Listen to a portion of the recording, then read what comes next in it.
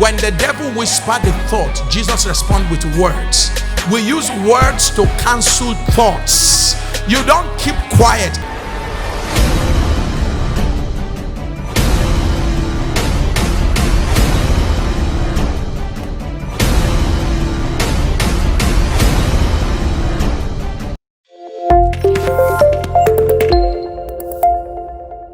Is there a lady here who's been praying to see her wedding day? Is there a man who's been praying to see the day where your children will no longer face the embarrassment that comes from a landlord? Is there someone who's been praying to see a day where you'll be a lender and not a borrower? Is there somebody who's been praying to see a day where for a whole year you will leave without going to the hospital? I don't know. What have you been praying to see? If you've been praying to see something, I want to join faith with you. You're watching online, wherever you are. You've been praying to see something. See something. You will not see it from afar. You will not see it closely and not handle it. Can I pray for you? You will handle it. You will handle it. You will handle it. Hey, I say you will handle it. I say you will handle it. You will handle it. What you've seen, you will see. And you will handle it with your hands. You will embrace it with your hands. You will touch it with your hands. He said, whatsoever you ask, believe that you, say it again, believe that you've received it. And then you shall receive, and you shall receive, and you shall. The reason you've not have it is because you've not. And if you've received it, you must. So when you receive it, are you supposed to rejoice greatly or wait until you have it before you rejoice greatly? No. Calm down. Between receiving and having, which one really is where the miracle lies? Say it again. Because if you don't receive, you shall not what? When you pray, believe that you receive them, and ye shall. If you don't receive them, you shall never what, sir? So when you receive them, your joy should be superior to the joy you have when you have them. Okay, let me break it down for you. How many of you have received a lot? You've received a lot before. If you've never received a lot, we need to pray for you here. You mean you've never received? That's beyond a curse. Okay, so here's the game. The first thing you receive is what? An alert. When you receive an alert, it is a notification that you have money in the bank.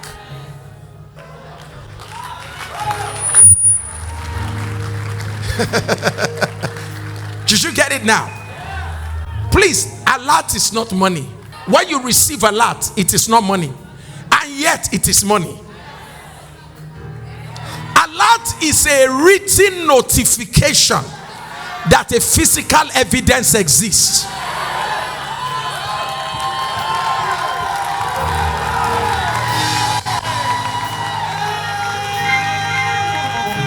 Did you get that, sir?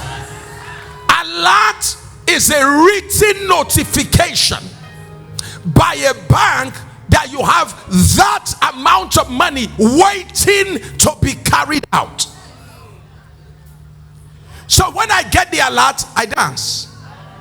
When I get to bank to carry the money, you notice there's not much dance, because I've already danced when I received it. There's no need for too much dance when I have it. You know the problem with the church? We wait to have before we dance, whereas your dance should be when you receive. Has anybody here received a written notification that you will be ahead and above only and not beneath. Why haven't you danced? 1 minute. Has anybody received an alert that you will lend to nations and that you will not borrow? So why didn't you dance? Wait a minute. Has anybody received an alert that you will build houses and dwell in them? So why have you not danced?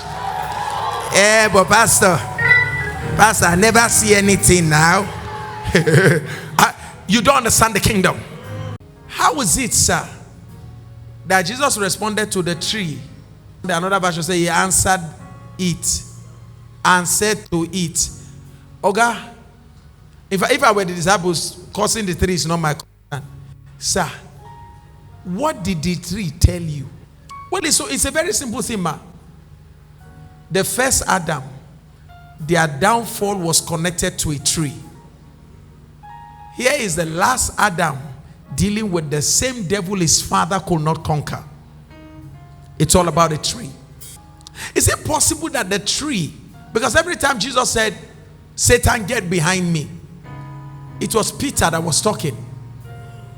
I hope I can help you a bit. It was Peter that was talking when Jesus said, Satan gets behind me. Is it possible that when Jesus was addressing the tree, it was a different voice he was hearing? I'm here to talk to somebody about what you've been allowing to speak to you without response. You fail. You end up your life like your mother ended up. You end up like your father ended up. Jesus opened his mouth and he said, listen to me. He said, the first Adam never spoke to you, but you are meeting with the last Adam. My father did not contest with this battle, but you're meeting with a generation that is a response generation. You picked on me wrongly. You made a wrong choice to come after me. High blood pressure. Nobody in my bloodline ever spoke you to silence, but you're just meeting with someone that will shut you down permanently. Listen. Here's what I want to say to you. The first Adam allowed others to suffer from this tree. Well, listen to me. You made a wrong choice by coming after me, because I'm not only going to speak to you, I'm going to make sure nobody after me has to do with you again. No man shall eat of you anymore.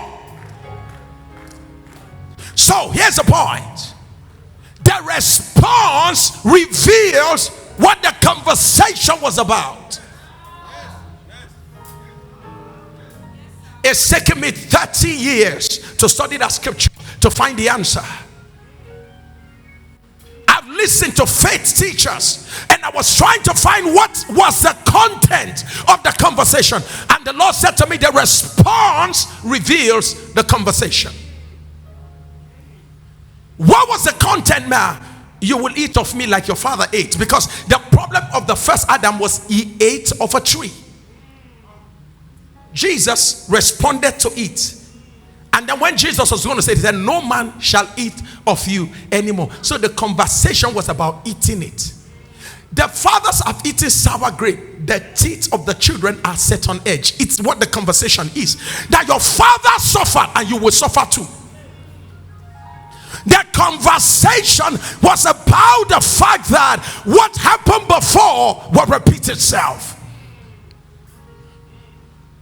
And what the enemy is looking for is somebody. He said, don't you have a champion? Goliath stood up for 40 days and he said, can't your family produce a champion? Is there nobody from your father's children that can shut this thing down? Is there nobody from your bloodline that can put an end to this matter? It's about what somebody ate before, somebody will eat again. What somebody suffered before, somebody will suffer again. What somebody saw before, somebody will see again. And I come in the name of the Lord and I said, no man, not me, and no man shall eat of you anymore. It's about response. And here's where the response works like it teaches you. It said when you say it, Doubt nothing. Please, everybody look up here, don't miss it. Sir, the first battle is with the tree. So he says, say something to the tree. Here's a rule. Never confront meditation with meditation. Never confront negative thoughts with negative thought, with positive thoughts. Do you hear what I said now? If you are hearing something telling you are going to die, don't also inside your mind say, I'm going to live. No. When the devil whispered the thought, Jesus responded with words. We use words to cancel thoughts. You don't keep quiet. That's why we are not normal human beings. We talk on the road. We talk inside the car. That's why they say when they saw us when we were driving, they say we don't know anybody. She's always talking to somebody. She's always talking. And that is the problem we have. We are not normal human beings. I'm answering. No, we talk on the road. Anywhere you talk to us with thoughts, we will respond with words. We can stop a board meeting. A board meeting can be going on, and I hear something say this whole thing will fail, and I will stop and I will say it will not fail. And they say, Mr. Sam, what did you just say? No, that's okay. I just said something, you know. But you just said you will not fail. No, I wasn't talking to you guys. Can we continue where we stopped before? I'm not going to let a moment pass by and say after this board meeting, I will now come and talk again. Only for you to find out before board meeting finish, they don't cancel the case. You don't wait to be inside the water before you stop a storm. They are dragging your life into the water. I don't know what I've done to these Baba people. Papa, I don't know what my life is like. What is the way they are dragging me inside this one? They are dragging you. You are keeping quiet. I want you to look at what you've been hearing, and I want you to respond. I want you to give a positive response. Poverty, I will never be poor again. Sickness, your time is up. Affliction, your days are over. If you want to walk around, God bless you. Walk around is your church.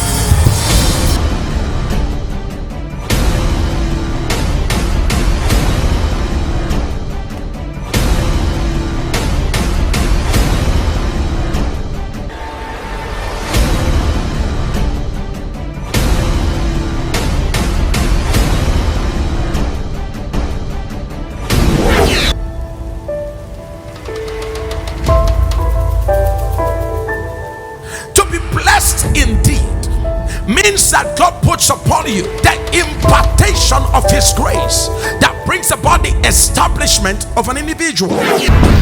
This is the Transforming Church International. One church making global impact.